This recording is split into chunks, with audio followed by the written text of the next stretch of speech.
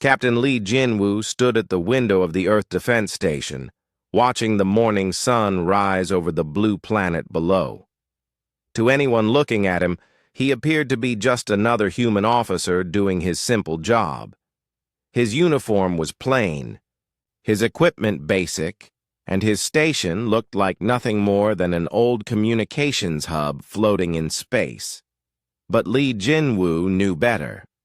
He knew what was really happening on Earth and in the hidden bases scattered across the solar system. For over 200 years, humanity had been playing the greatest trick in galactic history. The door behind him opened with a soft hiss. Ambassador Kim Dae-hyun walked in, his face showing the tired expression he always wore after meetings with the alien races of the Galactic Coalition. Kim was a master at his job, though no alien would ever guess it. To them, he was just another bumbling human who barely understood the complex politics of space. "How did it go today?" Lee asked, not turning from the window. Kim sat down heavily in his chair and rubbed his eyes. "The Vorthak are getting bolder. Admiral Thexfar made it clear they think Earth would be an easy target. He actually laughed when I mentioned our defense capabilities." Lee smiled, but it was not a happy smile. "Perfect. Did you give him the updated reports?" "Of course." Kim pulled out a data pad that looked ancient compared to alien technology. "I made sure to emphasize how our mining operations are our main focus, how we barely have enough ships to protect our trade routes, how our weapons are generations behind everyone else's." The data pad contained carefully crafted lies. Earth's mining operations were real, but they were not what they seemed. Deep beneath the surface, in tunnels that stretched for miles, Dr. Park Mina and her teams worked on projects that would make the most advanced alien scientists weep with envy. Dr. Park Mina was 3 levels below the surface at that very moment, watching her latest creation take shape. The aliens believed humans were good with their hands, useful for building simple things and digging holes. They had no idea that human hands had been building weapons of incredible power for decades. "The new plasma core is ready for testing," her assistant said, holding up what looked like a simple metal cylinder. Mina took the device carefully. It was beautiful in its simplicity. The aliens built their weapons to show off, with complex designs and bright colors. Human weapons looked boring on purpose. This small cylinder could power a battleship or level a city, but it looked like a piece of scrap metal. "Take it to the test chamber," Mina said, "and make sure the surface sensors show normal mining activity. We cannot let them suspect anything." Above ground, automated machines moved back and forth, pretending to dig for common metals. The real work happened far below, where human engineers had spent decades studying every piece of alien technology they could get their hands on. Every ship that visited Earth, every trade delegation, every diplomatic meeting was a chance to learn something new. The aliens thought they were so clever, selling humans their old, outdated equipment. They had no idea that human scientists could take apart any piece of technology and build something better. Dr. Park Mina's team had not just copied alien designs. They had improved them in ways the original creators never imagined. Back on the station, Lee Jinwoo received a coded message on his communication device. To anyone watching, it looked like a simple report about food supplies. But Lee could read the real message hidden inside. The deep space monitoring stations had detected Vorthak scout ships near the edge of the solar system. Lee was not worried. Those scout ships would see exactly what humanity wanted them to see. They would detect the small defense platforms orbiting Earth, count the few dozen ships that patrolled the space lanes, and measure the weak energy signatures from the planet's surface. Their reports would confirm what the Vorthak already believed. Earth was defenseless. the scouts would never detect the real defense network. They would not see the massive weapons hidden inside asteroids or the cloaked ships waiting in the darkness between planets. They would not realize that Earth's communication satellites were actually sophisticated sensor arrays that could track a ship across multiple star systems. On the planet's surface, Colonel Bei Sunho was training his men in what appeared to be basic military exercises. His soldiers wore simple uniforms and carried weapons that looked crude compared to alien technology, but appearances could be deceiving. Bei's soldiers were not ordinary troops. Each one had trained for years in alien combat techniques, learned to pilot alien ships, and studied the weaknesses of every known alien species. They could fight in any environment, use any weapon, and speak dozens of alien languages without an accent. Remember, Bei told his squad leaders, when the time comes, you must be ready to move fast. Our people are already in position throughout the galaxy. When we give the signal, the real war begins. The soldiers nodded. They knew their roles. Some would sabotage alien ships and stations. Others would gather intelligence or eliminate key targets. All of them would help reveal the truth about human capabilities when the moment was right. Intelligence Officer Yoon Taik was already playing his part on a Vorthak military base 2 systems away. To his alien colleagues, he was just another human laborer, good with machines but not smart enough to understand their true purpose. Yoon cleaned their ships, repaired their equipment, and listened to their conversations. The Vorthak officers spoke freely around him, discussing their plans to invade Earth. They talked about how easy it would be, how quickly the humans would surrender, and how valuable Earth's resources would be once they controlled the planet. Yoon memorized every word, every detail, every weakness they revealed. What the Vorthak did not know was that Yoon had planted tiny devices throughout their base, devices that looked like normal maintenance tools, but were actually sophisticated spy equipment. Everything they said, every plan they made, every ship movement they planned was being recorded and sent back to Earth. Engineer Cho Hyerim received Yoon's reports in her secret facility hidden inside what appeared to be an asteroid mining station. Her workshop looked like a simple repair bay, filled with old human ships that seemed barely capable of interplanetary travel. But those ships were not what they appeared to be. Cho had spent 15 years designing the perfect disguise. Her ships looked slow and clumsy, but they could outrun anything in the Vorthak fleet. They appeared to be lightly armed, but each one carried enough firepower to destroy a small moon. Best of all, they were completely invisible to alien sensors. When their stealth systems were active, the Admiral's inspection is tomorrow, her assistant reminded her. Cho smiled. Make sure the hull plating looks extra rusty, and have the engines making that wheezing sound again. We want him to think these ships are ready for the scrapyard. Tomorrow, Admiral Thexvar himself would visit Earth to see these pathetic human ships. He would laugh at their crude design and outdated technology. He would report back to his superiors that Earth's space fleet was no threat to anyone. He would never suspect that the humans he was mocking had been preparing for this moment for over 2 centuries. That every ship, every weapon, every soldier was part of a plan so complex and long-term that no alien mind could fully comprehend it. As the sun set over Earth, Captain Lee Jinwoo looked out at the stars and smiled.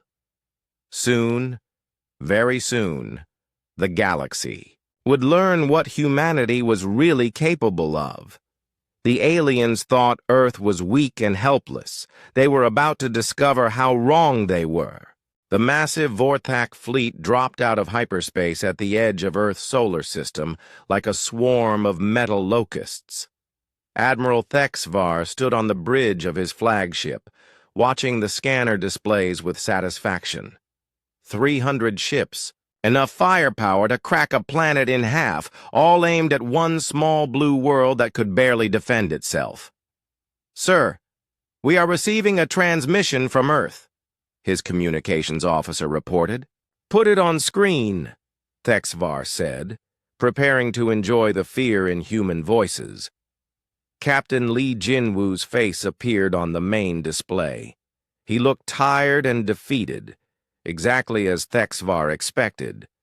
Behind him, the Earth Defense Station appeared, to be in chaos, with crew members running back and forth in panic.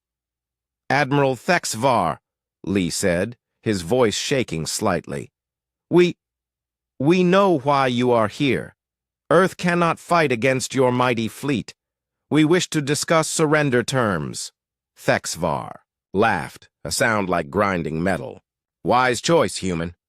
Lower your shields and prepare to be boarded. Your planet now belongs to the Vorthak Empire." "Understood," Li replied. "We are powering down our defense systems now." The transmission ended, and Thexvar turned to his officers.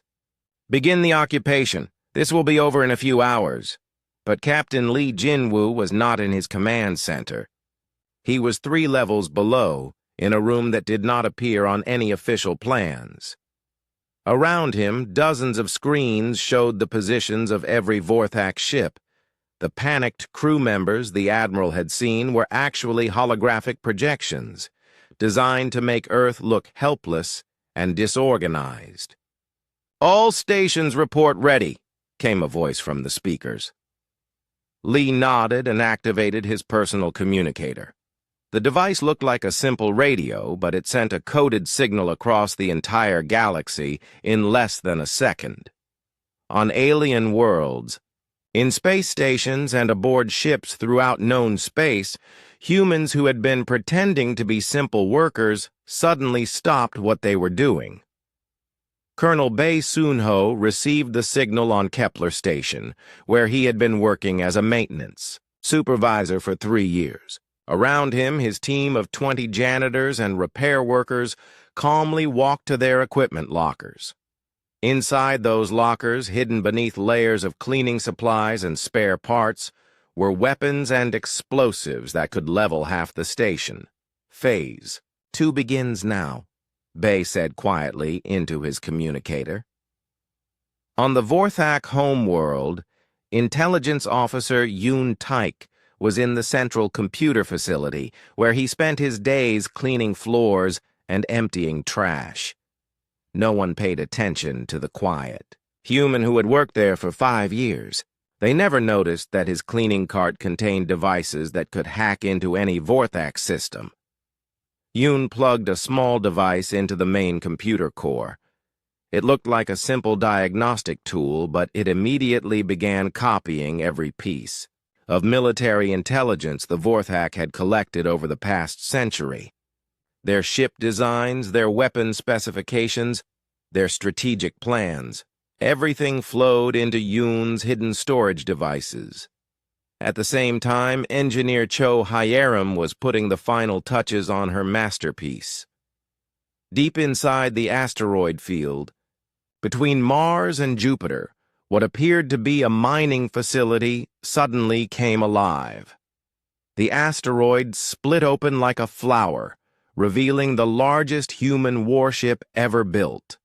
The ship was beautiful and terrible, covered in weapons that could destroy entire fleets. But to Vorthak sensors, it was completely invisible. Human stealth technology had advanced far beyond anything the aliens could imagine. "Ghost Fleet Command to all units," Cho said into her communicator. "Begin emergence sequence." Throughout the solar system, asteroids began to crack open. Each one revealed ships that had been hidden for decades, waiting for this moment. The Earth Defense Force's real fleet had been right under alien noses the entire time. Back near Earth, Admiral Thexvar was growing impatient. His ships had moved closer to the planet, but the humans were taking too long to surrender properly. "Why are their defense platforms still active?" he demanded. "Sir, they appear to be having technical difficulties," his tactical officer reported. "Their systems are very primitive. It may take time for them to shut everything down." Thexvar snorted in disgust. "Incompetent fools. Send boarding parties to the nearest platform. We will show them how real warriors handle technology." The boarding parties launched from his ships, heading toward what appeared to be a simple communications satellite. But as they got closer, the satellite began to change. Panels slid back to reveal weapon ports. The entire structure unfolded like a metal flower, growing larger and more menacing with each passing second. "Sir," the tactical officer shouted, "that is not a communications satellite. It is some kind of weapons platform." Before Thexvar could respond, the platform opened fire. Beams of energy more powerful than anything in the Vorthak arsenal reached out and touched 3 of his boarding craft. The ships simply vanished, turned to vapor in an instant. "All ships! Evasive action!" Thexvar roared. But it was too late. Throughout the solar system, Earth's real defenses were revealing themselves, weapon platforms that had been disguised. As simple satellites began firing, mining stations transformed into battle fortresses. Cargo ships dropped their harmless exteriors to show the deadly warships hidden underneath. Dr. Park Mina watched from her underground laboratory as her creations finally saw combat. The plasma weapons she had designed were performing perfectly, cutting through Vorthak shields like they were made of paper. The alien ships had no defense against technology they had never seen before. "Ma'am," her assistant said, "the surface is requesting permission to activate the planetary defense grid." Mina nodded. "Do it. Let them see what Earth can really do." Across the planet's surface, what had appeared to be simple mining equipment suddenly pointed toward the sky. The Vorthak had seen these machines during their reconnaissance missions and dismissed them as primitive excavation tools. They were actually the most powerful weapons ever built, designed to crack open battleships like eggs. The first salvo reached the Vorthak fleet in seconds. Ships that had seemed invincible moments before were torn apart by weapons that should not have existed. Thexvar watched in horror as a quarter of his fleet was destroyed in the first minute of combat. "How is this possible?" he screamed. "Intelligence said they were defenseless." His communications officer's face was pale with fear. "Sir, we are receiving reports from across the galaxy. Human workers on our bases and ships are attacking simultaneously. They are not workers at all. They are soldiers." On Kepler Station, Colonel Bei Sunho's team had taken control of the central command center. The Vorthak guards had been so surprised by the attack that they barely had time to draw their weapons. Humans they had seen every day for years suddenly revealed themselves as elite Special Forces soldiers. "Sabotage complete," Bei reported. "Kepler Station is offline. Their entire communication network in this sector is down." Similar reports were coming in from across Vorthak space. Humans who had been trusted workers, servants, and laborers were simultaneously revealing their true nature. Years of careful planning and positioning were paying off as humanity struck at the heart of the Vorthak Empire. Admiral Song Minjae chose that moment to make his appearance. His massive fleet dropped out of hyperspace behind the Vorthak forces, cutting off their escape route. The ships were like nothing the aliens had ever seen, sleek, powerful, and obviously built for war. "Vorthak fleet," Song's voice echoed across all communication channels. "You are surrounded. Your bases throughout the galaxy are under attack. Your supply lines have been cut. You have one chance to surrender." Thexvar stared at the human fleet in disbelief. Where had they come from? How had they hidden so many ships? His intelligence reports had shown Earth barely had enough vessels to patrol their own solar system. "This is impossible," he whispered. "Humans are primitive. They are weak. They cannot have built all this." On Earth, Captain Lee Jinwoo smiled as he watched the Vorthak fleet panic on his screens. "Patch me through to their admiral," he said. "When?" Thexvar's face appeared on his screen. Lee could see the confusion and fear in the alien's eyes. The arrogant admiral who had laughed at Earth's defenses was gone, replaced by a creature who finally understood how badly he had been fooled. "Admiral," Lee said calmly, "I believe you wanted to discuss surrender terms, but I think you misunderstood. Who would be surrendering to whom?" Around Earth, the last of the Vorthak ships were being systematically destroyed or captured. The invasion that was supposed to be over in hours had turned into a complete disaster for the attackers. The weak, primitive humans had revealed themselves as the most dangerous enemy the Vorthak had ever faced, and this was only the beginning. General Han Young-woo stood in the command center deep beneath Seoul, watching as reports flowed in from across the galaxy. The room buzzed with activity as officers coordinated the largest military operation in human history. Above them, the world continued to look like a simple farming planet. But down here, humanity was revealing its true nature. "Sir, Vorthak resistance is crumbling faster than expected," reported his aide. "Their communication networks are down across 7 sectors. Han nodded, studying the tactical displays that showed the real scope of human preparation. For 200 years, humanity had been building this moment. Every trade mission, every diplomatic contact, every seemingly innocent human worker sent to alien worlds had been part of the plan. Dr. Park Mina's laboratory had become a hive of activity as her weapons were deployed across the galaxy.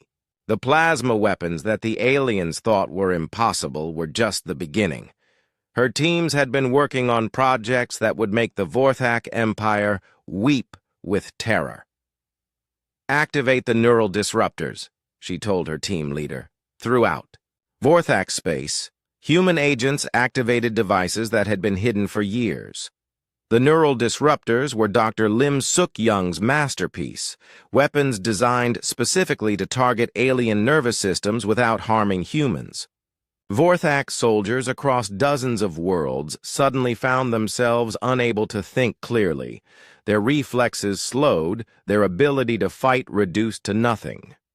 Dr. Lim Suk-young had spent 30 years studying alien biology, pretending to be interested in peaceful research while actually developing the most effective anti-alien weapons ever created.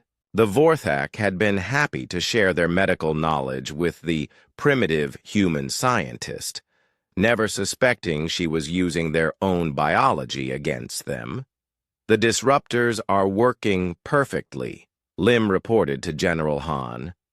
"Vorthak forces are reporting massive system failures across their entire military structure." On the bridge of his flagship, Admiral Thexvar was discovering just how thoroughly humanity had fooled his entire species. His tactical officers were struggling to maintain basic ship functions as the neural disruptors affected their ability to concentrate. Worse, reports were coming in that human forces were appearing everywhere at once. "Sir, we have lost contact with the home fleet," his communications officer reported, his voice slurred and confused. "There are reports of human ships attacking our core worlds." Admiral Song Minjae's fleet was indeed striking at the heart of Vorthak civilization. But these were not the same humans the aliens thought they knew. Song's officers had trained for decades in alien combat techniques, studied every weakness in Vorthak ship design, and prepared for this moment with scientific precision. Target their command ships first, Song ordered. We want their entire fleet structure to collapse. The human weapons were beyond anything the Vorthak had imagined possible. Energy beams that could slice through their strongest armor, missiles that could track targets across star systems, and defensive shields that made human ships nearly invulnerable. Every piece of technology represented years of careful study and improvement upon alien designs. Captain No Yunji piloted the flagship Terra's Wrath through the battle with grace that amazed even her own crew. The ship moved like a living thing, dancing between enemy fire while delivering devastating attacks. The vessel itself was a work of art, human engineering combined with technology stolen from dozens of alien races. "Ma'am, enemy flagship is attempting to retreat," her tactical officer reported. "Don't let them escape," No replied. "Today, the galaxy learns that humanity remembers every insult." The Terra's Wrath accelerated beyond what should have been possible, overtaking the fleeing Vorthak command ship in seconds. The aliens had been so proud of their speed and maneuverability, never suspecting that human ships could outperform them in every way. Back on Earth, strategist Kang Seung-wan was coordinating the global phase of the operation. His screens showed human forces across the galaxy, all moving according to plans that had been developed over centuries. Every action had been calculated, every contingency prepared for. "Phase 3 is complete," he reported to General Han. "All primary Vorthak military installations are under human control. Beginning Phase 4. Phase 4 was the revelation that would shake the entire galaxy. For the first time, other alien species would see the true scope of human capabilities. The Galactic Coalition had always seen humanity as a minor member, useful for manual labor but not important in galactic politics. That was about to change forever. Commander Park Ji-hoon led the assault on the Vorthak Military Academy, where their best officers were trained. His ships appeared out of nowhere, using stealth technology that made them invisible until they were already attacking. The Academy's defenses, considered unbreachable by alien standards, crumbled in minutes. "This is Commander Park of the Human Defense Force," he broadcast to the Academy. "You are hereby ordered to surrender all military personnel and equipment. Resistance will be met with overwhelming force." The Vorthak cadets and instructors watched in amazement as human soldiers entered their facility. These were not the weak, clumsy humans they had heard about. These soldiers moved with precision and confidence, carrying weapons that hummed with deadly energy. Intelligence Officer Yoon Taek had completed his mission on the Vorthak homeworld. The computer virus he had planted was spreading through their entire information network, giving humans access to every secret the Vorthak Empire had ever kept. Military plans, diplomatic communications, personal files of every important official, all of it was now in human hands. "Data download complete," Yoon reported. "We now have complete intelligence on every Vorthak operation for the past 50 years. The information revealed the true extent of Vorthak plans for Earth. They had intended to enslave the entire human population, strip the planet of resources, and use humans as expendable labor throughout their empire. The discovery only strengthened human resolve to finish what they had started. Engineer Cho Hyerim's hidden fleet was performing beyond even her own expectations. The ships that had been disguised as simple cargo vessels were proving superior to the best Vorthak warships. Her weapon systems, developed in secret over decades, were cutting through enemy formations like a sword through paper. "Ma'am, the Vorthak are requesting a ceasefire," her communications officer reported. Cho smiled grimly. "Tell them they can discuss surrender with General Han. We are not interested in ceasefires." Dr. Park Mina activated the final phase of her weapons program. Deep space installations that had been disguised as research stations suddenly revealed their true nature as massive weapons platforms. Each one could destroy entire fleets, and they were positioned throughout Vorthak space. The aliens finally understood the scope of human deception. Every trade agreement, every technological exchange, every friendly gesture over the past 2 centuries had been part of a plan to position these weapons where they could do the most damage. Colonel Bay, Sunho's special forces had secured every major Vorthak installation in 3-star systems. His soldiers, who had spent years pretending to be simple maintenance workers, revealed themselves as elite warriors trained in combat techniques that combined the best of human and alien military science. "Sir, we have prisoners requesting to speak with human leadership," one of his officers reported. "Tell them they can speak with General Han after they surrender unconditionally," Bay replied. "They wanted to conquer Earth. Now they can learn what happens when you threaten humanity." On Earth's surface, the massive weapons that had been disguised as mining equipment continued their devastating barrage. Vorthak ships throughout the solar system were being systematically destroyed, their wreckage serving as a warning to any other species that might consider humanity an easy target. General Han Youngwoo watched the tactical displays with satisfaction. Every element of the plan was working perfectly. The Vorthak Empire, which had seemed so powerful just hours before, was collapsing under the weight of human preparation and determination. "Sir, we are receiving surrender requests from Vorthak. Commanders across the galaxy," his aide reported. Han considered this for a moment. The Vorthak had planned to enslave humanity, to strip Earth of its resources and its people. They had laughed at human weakness and planned to treat an entire species as expendable labor. "Tell them that General Han Youngwoo will consider their surrender," he said finally, "but only after they have turned over all military assets and accepted complete occupation of their territory."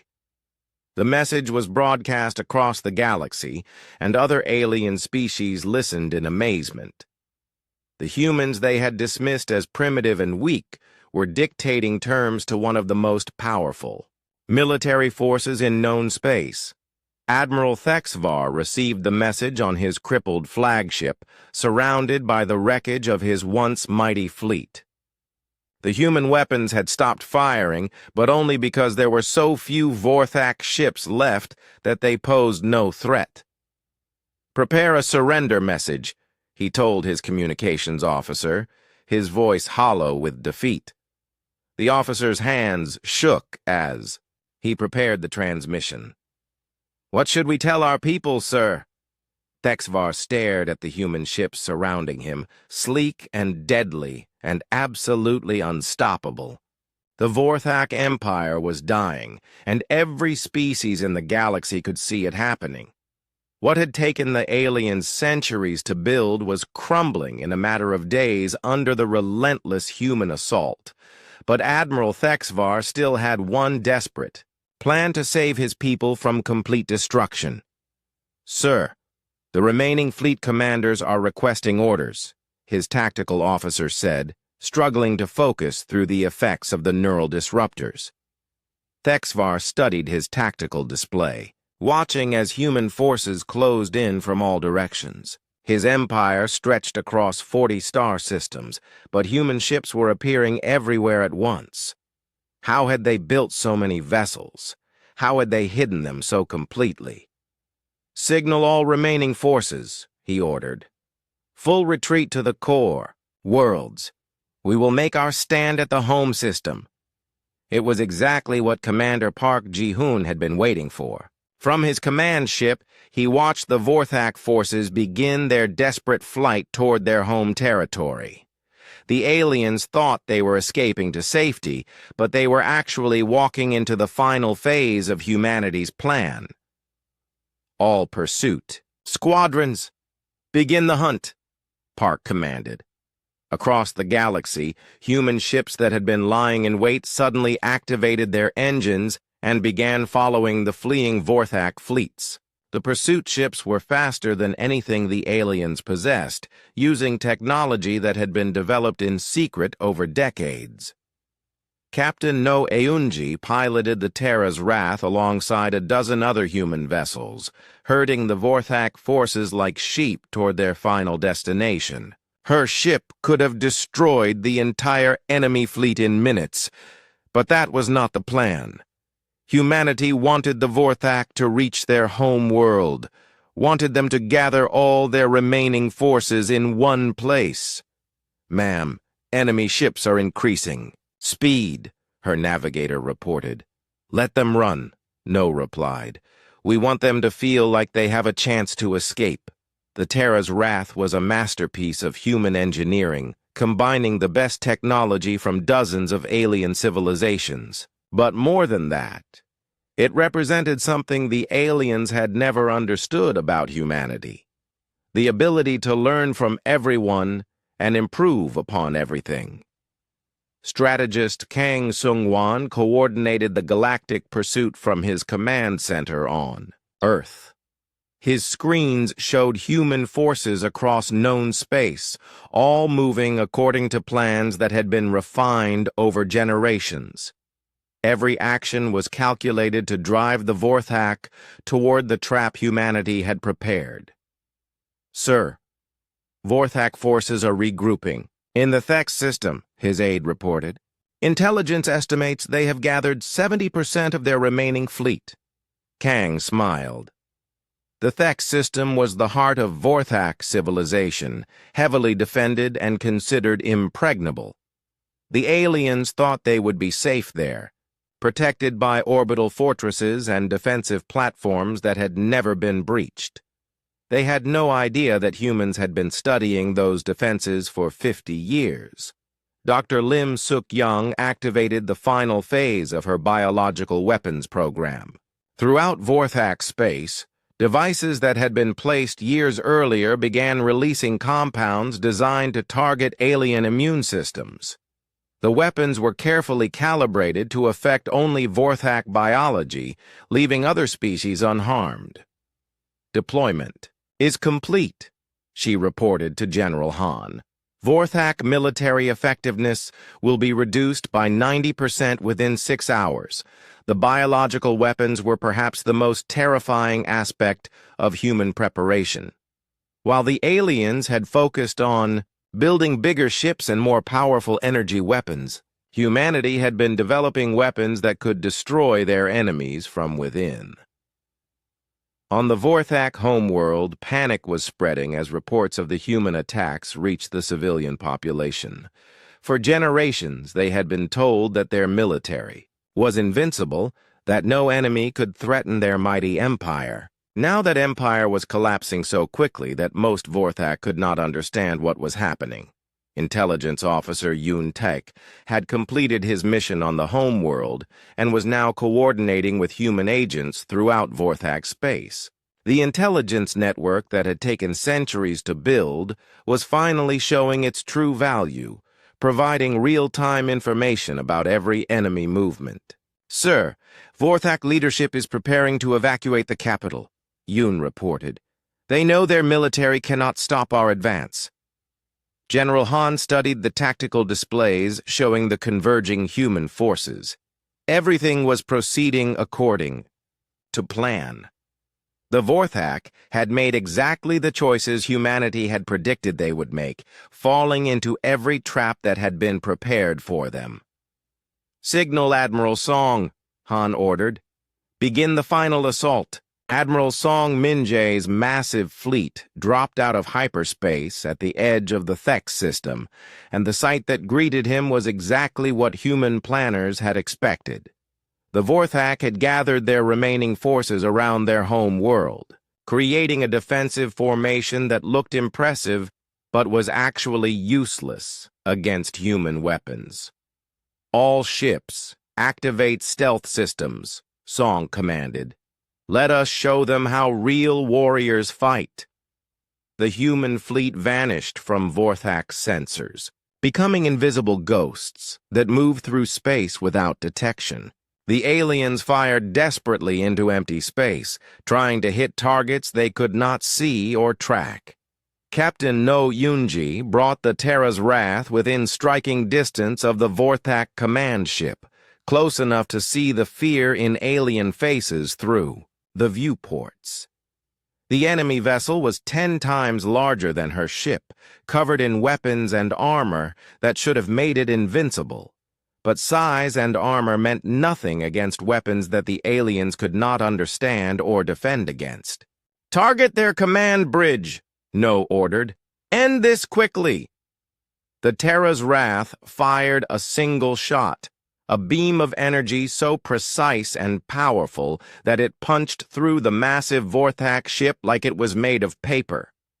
The enemy flagship broke, apart in seconds, taking Admiral Thexvar and his entire command staff with it. Commander Park Ji-hoon led his squadrons in a systematic destruction of the Vorthak defensive platforms. The orbital fortresses that had protected the home world for centuries were destroyed one by one, their wreckage raining down on the planet below. "This is Commander Park to all Vorthak forces," he broadcast. "Your fleet is destroyed. Your defenses are gone. Your empire is finished. Surrender now or face complete annihilation." Engineer Cho Hyerim watched from her command ship as the final Vorthak resistance crumbled. Her hidden factories were already producing new weapons and ships, preparing for whatever challenges humanity might face next. The galaxy was about to become a very different place. "Ma'am, we are receiving surrender signals from across the system," her communications officer reported. Cho nodded. "Accept their surrender, but maintain full alert status. We are not finished, yet." The destruction of the Vorthak Empire sent shockwaves throughout the galaxy. Other alien species watched in terror as humanity revealed the true extent of their capabilities. The weak, primitive humans had not only defeated one of the most powerful military forces in known space, they had made it look easy. Dr. Park Mina received reports that her weapons had performed beyond even her most optimistic projections. Human technology had proven superior to alien engineering in every category. Energy weapons, defensive systems, faster-than-light travel, stealth technology. Humanity had surpassed their former masters in everything. "Ma'am, we are detecting probe ships from other alien civilizations," her sensor operator reported. "They are maintaining safe distances, but they are definitely watching." Mina smiled. "Let them watch. Let them see what happens when you underestimate humanity." Colonel Bae Soon-ho's special forces had secured every major Vorthak installation across 36 worlds. His soldiers were already beginning the process of cataloging alien technology and resources, preparing to integrate them into humanity's expanding empire. "Sir, we have discovered their weapons development facilities," one of his officers reported. "The technology is impressive, but still inferior to our own designs." Bay was not surprised. Human engineers had spent decades studying alien technology, learning from it and improving upon it. By the time the war began, humanity had already surpassed their enemies in every important category. On Earth, General Han Youngwoo stood before a room full of human commanders, each one representing a different aspect of humanity's victory. The plan that had taken 2 centuries to develop had succeeded beyond their wildest dreams. "The Vorthak Empire is finished," he announced. "But our work is just beginning. Other alien species are watching us now, wondering if they will be next. Some will try to negotiate. Others will try to fight. All of them will learn the same lesson the Vorthak learned." The room was silent as Han's words sank in. For 200 years, humanity had pretended to be weak and primitive while secretly becoming the most dangerous force in the galaxy. Now the mask was off, and the real work could begin. "We are no longer hiding," Han continued. "We are no longer pretending to be something we are not. From this day forward, the galaxy will know exactly what humanity is capable of." Through the viewports of human ships across the galaxy, officers watched as alien vessels maintained careful distances, afraid to come too close to the forces that had destroyed the mighty Vorthak Empire. The hunters had become the hunted, and everyone in the galaxy knew it. The age of human dominance had begun. President Oh Mik-young stood before the assembled representatives of every known alien civilization in the galaxy.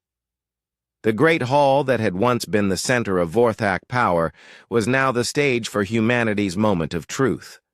For 2 centuries, humans had sat quietly in the back rows of galactic politics, ignored and dismissed by species that considered them barely worth notice.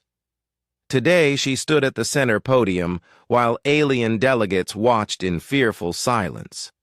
"Honored representatives," President O began, her voice carrying clearly through the vast chamber, "I stand before you as the leader of a species you thought you knew. For generations, you have seen humanity as primitive, weak, and useful only for simple labor." The alien delegates shifted uncomfortably in their seats. Just weeks ago, they had been confident in their superiority over the crude humans from Earth. Now they sat in the ruins of the Vorthak Empire, watching the species they had underestimated announce their dominance over the entire galaxy. "You were wrong," O continued. "Everything you believed about humanity was a carefully crafted illusion. While you saw farmers and miners, we were actually building the most sophisticated military force in galactic history." Admiral John Kwang-ho watched from his position at the back of the hall, surrounded by human officers whose presence served as a reminder of the new reality. His fleet controlled every major trade route and military installation within 50 light-years of Earth. The human galactic fleet was now the most powerful force anyone had ever seen. The Admiral remembered the early days of the plan, when human leaders had made the decision to hide their true capabilities. It had been a brilliant strategy. Let the aliens think they were superior while humanity quietly surpassed them in every meaningful way. The Vorthak Empire believed they could conquer Earth in a matter of hours, President O said, her words echoing through the silent chamber. They discovered that humanity had been preparing for their arrival for over 200 years. Every trade agreement we signed, every diplomatic mission we sent, every human worker who traveled to your worlds was part of a plan that none of you could comprehend. Diplomat Shin Boram sat among the human delegation, watching the alien faces, carefully. As the architect of the new galactic order, she had spent months preparing for this moment. The aliens were terrified, and rightfully so. They had seen the most powerful military force in the galaxy destroyed in a matter of days by a species they had considered harmless, but fear alone would not build a lasting peace. Humanity needed to show strength without becoming the monsters that the Vorthak had been. However, President O continued, humanity is not interested in ruling through fear alone. We offer a choice to every species represented here today. Accept human leadership and join us in building a better galaxy, or continue to live in the past and face the consequences. The Zeridian ambassador, representing a species known for their diplomatic skills, was the first to speak. President, oh, what guarantee do we have that humanity will not treat us as the Vorthak treated others? It was the question every alien in the room wanted to ask. They had all seen the devastating efficiency of human weapons, the terrifying scope of human planning and the absolute ruthlessness with which humanity had destroyed their enemies. Why should they trust that humans would be any different from previous galactic powers? President O smiled, and for the first time since entering the chamber, her expression showed warmth instead of cold authority. Because, unlike the Vorthak, we understand that true strength comes from cooperation, not domination. We spent 2 centuries learning from every species in this room. Your cultures, your technologies, your ways of thinking, all of it helped make us stronger. Dr. Park Meena watched the proceedings from the human scientific section, surrounded by researchers who had spent their lives studying alien technology.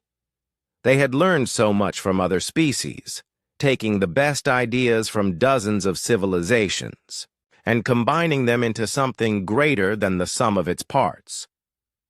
The humans had not conquered the galaxy through superior breeding or natural advantages. They had done it through patience, careful study, and the uniquely human ability to learn from everyone around them. The hegemony of Tar will accept human leadership, announced the Tarian representative, a tall, crystalline being whose species controlled several important mining worlds. We have seen what happens to those who oppose humanity. We choose cooperation. One by one, other species began to announce their acceptance of the new order. Some did so eagerly, having chafed under Vorthak rule for generations. Others spoke reluctantly, clearly afraid of what might happen if they refused. Captain No Yunji monitored the proceedings from orbit aboard the Terra's Wrath, ready to respond if any species tried to disrupt the gathering. Her ship and dozens of others maintained a visible presence around the former Vorthak capital, a reminder of human military power, but the captain hoped that such displays of force would not be necessary for much longer. Humanity had proven their point decisively. Now it was time to show that they could be benevolent rulers as well as devastating enemies. Engineer Cho Hyerim received reports from across the galaxy as human forces consolidated their control over former Vorthak territory. Her hidden factories were already being converted to produce civilian goods instead of weapons, preparing to help rebuild the worlds that had been damaged during the war. The transition was proceeding smoothly. Human administrators were working with local officials to maintain essential services, while human engineers shared technology that would improve life for billions of beings across dozens of worlds. Ma'am, the Corvellian system is requesting human assistance with their food distribution network, her aide reported. Cho nodded. Send them a full engineering team, and make sure they have everything they need to upgrade their agricultural systems. It was exactly the kind of gesture that would help convince other species that humanity was serious about cooperation. The humans were not just taking control. They were actively working to improve conditions for everyone under their protection. Intelligence Officer Yoon Taik was coordinating with agents throughout the galaxy, but now their mission was very different. Instead of gathering military intelligence and preparing for sabotage, they were helping to establish communication networks and coordinate relief efforts. Sir, the Nexirian government is ready to begin formal negotiations, Yoon reported. They are offering full access to their trade networks in exchange for human protection. The intelligence network that had been built for war was proving equally valuable for peace. Humans throughout the galaxy were in perfect position to help coordinate the massive undertaking of reorganizing galactic civilization.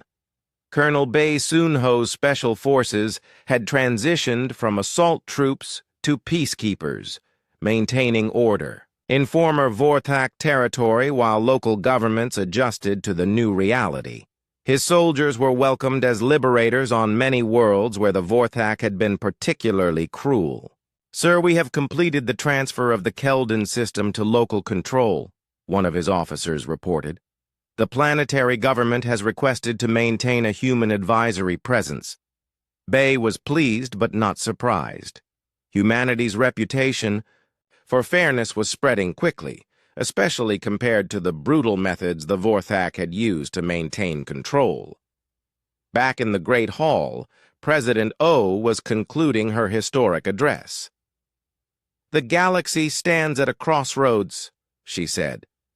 "We can continue the old patterns of conquest and domination, or we can build something better together. Humanity chooses cooperation and mutual advancement." The Silixian ambassador, representing one of the oldest civilizations in the galaxy, stood slowly. "President O, my people have existed for over 10,000 years. In all that time, we have never seen a species rise to power as quickly or as completely as humanity has. But more importantly, we have never seen a new galactic power offer partnership instead of subjugation." The ancient being paused, looking around the chamber at representatives from dozens of species. "The Silixian Republic formally recognizes human leadership and requests membership in whatever new organization you establish." President O bowed respectfully to the ancient ambassador. "The Galactic Human Republic welcomes all species that share our commitment to peace and mutual prosperity." As the formal ceremonies continued, General Han Young-woo reflected on how completely the galaxy had changed. Months ago, humanity had been a minor species barely worth the attention of galactic powers. Today, they were the undisputed rulers of known space. But perhaps more importantly, they had proven that power did not have to corrupt. The same planning and patience that had allowed humanity to defeat the Vorthak was now being used to build a better future for everyone. Strategist Kang Sung-hwan was already working on plans for the next phase of galactic development. Human technology could solve food shortages on dozens of worlds, improve transportation networks throughout known space, and advance scientific research in ways that would benefit every species. "Sir, preliminary reports suggest we can increase galactic trade efficiency by 400% within the first year," his aide reported. Kang smiled. "Begin implementation immediately, and make sure every species sees direct benefits from human leadership within the first 6 months."